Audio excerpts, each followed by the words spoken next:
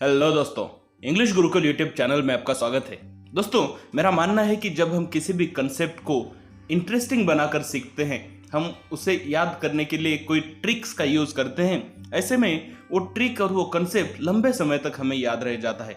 इसीलिए जब हम हर रोज 10 नए वर्ड्स सीखते हैं तो उन वर्ड्स में हम इमेजेस का उपयोग करते हैं, अलग अलग इंटरेस्टिंग एग्जाम्पल्स का उपयोग करते हैं, जिससे कि वो 10 वर्ड आपकी मेमोरी में लंबे समय तक याद रह जाए। तो चलिए आज का वोकैबुलरी वीडियो शुरू करते हैं। कोट फॉर द डे से there are many little ways to enlarge your world, love of books is best of all. दोस्तों, हम हमारे जिंदगी को अलग अलग तरह से बेहतर बना सकते हैं। हम फैमिली के साथ अपना समय बिता सकते हैं, हम घूमने जा सकते हैं और कई सारी चीजें हम कर सकते हैं, नई चीजें हम सीख सकते हैं।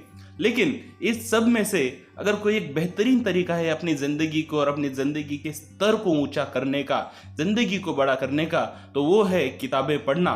तो हमेशा कोशिश कीजिए कि जब भी समय मिले जरूर बुक्स पढ़िए। चलिए पहले वर्ड से शुरू करते हैं, वायलेट। वायलेट का मतलब होता है तोड़ना। दोस्तों, इस वर्ड का उपयोग अक्सर नियमों को तोड़ना या फिर अनुशासन को तोड़ना, इन चीजों को लेकर उपयोग में लाया जाता है। जैसे कि अमिताभ बच्चन कहते हैं, अनुशासन, प्रतिष्ठा, परंपरा, ये हमारे गुरुकुल के 3 आधार स्तंभ है। तो अनुशासन का मतलब हुआ डिसिप्लिन। जब आप कोई डिसिप्लिन तोड़ते हो तो उसे हम कहते हैं वायलेटिंग द डिसिप्लिन। जब आप कोई परंपरा तोड़ते हो तो वो परंपरा तोड़ते हो तो उसे भी हम कहेंगे वायलेटिंग द ट्रेडिशन। तो इस तरह से हम अलग अलग जगह पर वायलेट इस शब्द का उपयोग किया जाता है। जब आप स्कूल में जाते हो तो स्कूल के लैब के बाहर आपको कई सारे नियम दिए जाते हैं कि आपको स्टूल के ऊपर नहीं बैठना है या अलग कई सारे सेफ्टी इक्विपमेंट्स आपको यूज करने हैं। ये सारी चीजें आपको वहां पर बताई जाती है, नियम बताए जाते हैं। लेकिन जब आप उन नियमों को आप वायलेट करते हो, तोड़ते हो, तो अक्सर आपका ही नुकसान हो सकता है। वायलेट के कई सारे सिनोनिम्स हो सकते हैं, जिनमें breach of trust with fraudulent intent, depredation, dacoity, defalcation, ये कुछ इंपॉर्टेंट वर्ड्स हो सकते हैं। वहीं वायलेट का एंटोनिम के तौर पर हम कंफर्म और कीप, ये 2 वर्ड्स का उपयोग कर सकते हैं। जब हम कहते हैं वायलेटिंग द रूल्स, तो उसका मतलब होता है रूल्स तोड़ना। वही जब हम कहते हैं कंफर्मिंग टू रूल्स, उसका मतलब होता है नियमों का पालन करना। नेक्स्ट वर्ड पर आते हैं। नेक्स्ट वर्ड है वायलेंट। वायलेंट का मतलब होता है हिंसापूर्ण और वायलेंस का मतलब होता है हिंसा।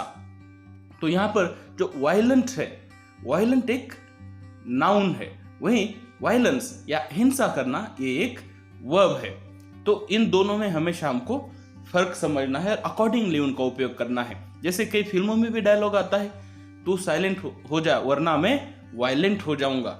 ऐसे कुछ बॉलीवुड फिल्मों में आपको ये डायलॉग देखने को मिला होगा। अक्सर जब आप न्यूज पढ़ते हो तो house hold violence, domestic violence, जहाँ पे महिलाओं के ऊपर मारपीट की जाती है, उस एक दृष्टिकोण से आपको अक्सर इस शब्द का प्रयोग देखने को मिलता है। वायलेंस इस शब्द के सिनोनिम्स है ब्लडी, बॉवेललेस, कट थ्रोट, फियर्स और हार्ट। इन शब्दों का आप वायलेंट की जगह पर उपयोग कर सकते हैं। वही नॉन वायलेंट या पीसफुल, ये वायलेंट इस शब्द के एंटोनिम्स के तौर पर यूज किए जाते हैं।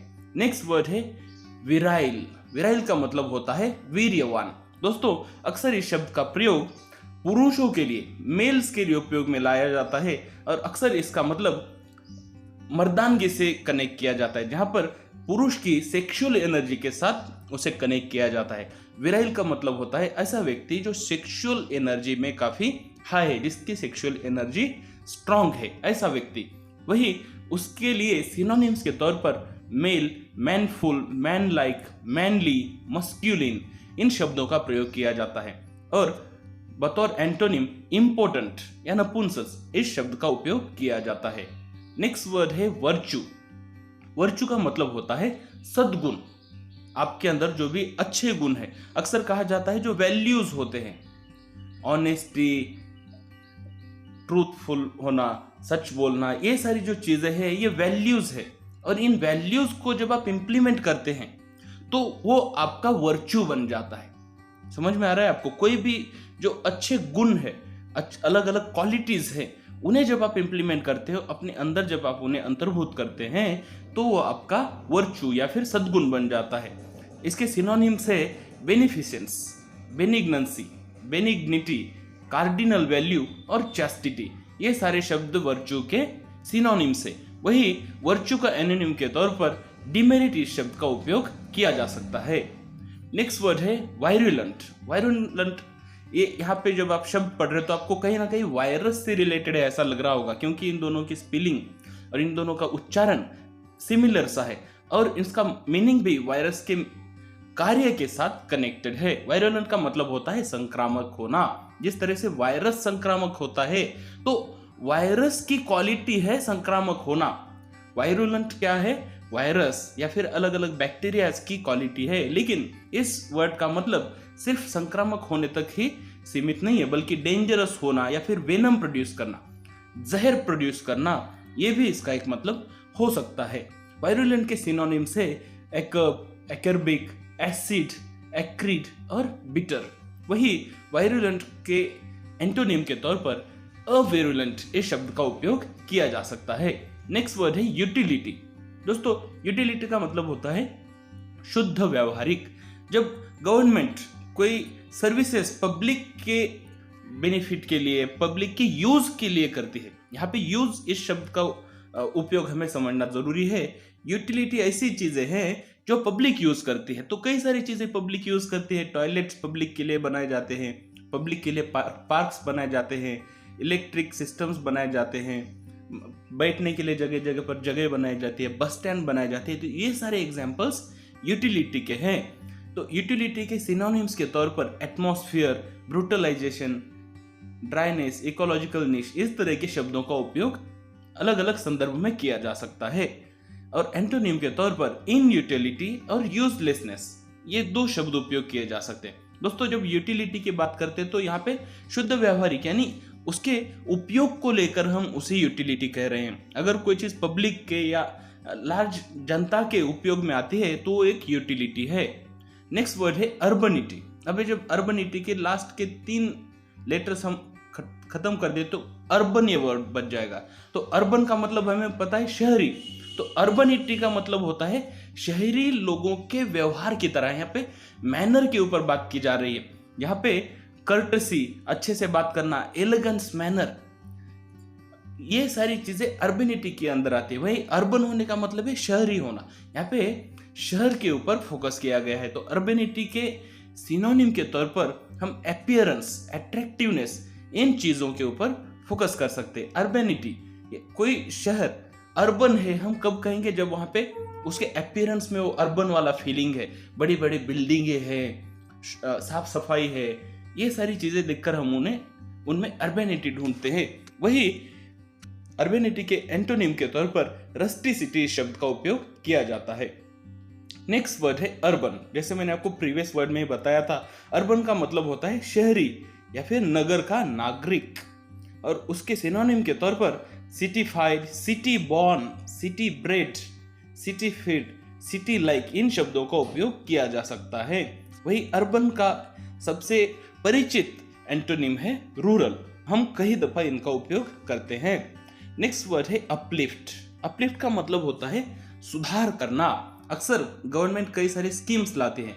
इन स्कीम्स का उद्देश्य होता है लोगों के जीवन स्तर को सुधारना, यानी जीवन स्तर को, स्टैंडर्ड्स ऑफ लिविंग को अपलिफ्ट करना।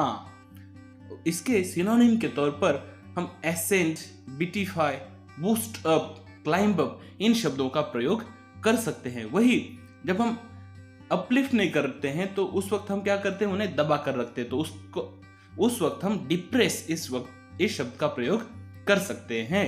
नेक्स्ट वर्ड है अपहोल्ड। अपहोल्ड का मतलब है संभाल कर रखना। दोस्तों, हमने सबसे पहले अमिताभ बच्चन के डायलॉग के बारे में बात किया था, जहां पर वो अनुशासन, प्रतिष्ठा, परंपरा, इन चीजों के बारे में बात कर रहे हैं। तो जब हम इन चीजों को संभाल कर रखेंगे, जब हम उन्हें फॉलो करेंगे, तो उन्हें हम अपहोल्ड कर रहे हैं, ऐसा इसका मतलब होगा। इसके सिनोनिम के तौर पर carry on, conserve, distance, corroborate, इन अलग अलग शब्दों का संदर्भ के अनुसार उपयोग किया जा सकता है। वही अगर हम किसी चीज को कंटिन्यू कर रहे हैं, कैरी ऑन कर रहे हैं, तो वो उसका सिनोनिम हुआ। अगर हम उसे डिसकंटिन्यू कर रहे हैं तो वो उसका एंटोनिम हो गया, नकारार्थी शब्द हो गया। दोस्तों आज के दिन में हम 10 इंपॉर्टेंट शब्द सीखे हैं। ये शब्द जरूर आपको एग्जाम्स में काम आएंगे। अगर आप स्टूडेंट हैं तो आपके लिए मैं बताना चाहूँगा कि आप अमेजॉन किंडल सर्विसेज का उपयोग कर सकते हैं, जहाँ पे किंडल के ई बुक भी आपको मिल जाएंगे और किंडल का ई बुक रीडर भी आपको मिल जाएगा, जो कि आंखों को बिल्कुल भी स्ट्रेस नहीं देता है। उम्मीद करता हूँ आपको ये वीडियो पसंद आया होगा। अगर आप अमेजॉन किंडल खरीदना चाहते हैं तो डिस्क्रिप्शन में मैंने लिंक दे रखा है, वहाँ से आप खरीद सकते हैं। अलग अलग ऑफर्स में इसका प्राइस काफ़ी हद तक ड्रॉप हो जाता है। चलिए मिलते हैं अगले वीडियो के अंदर।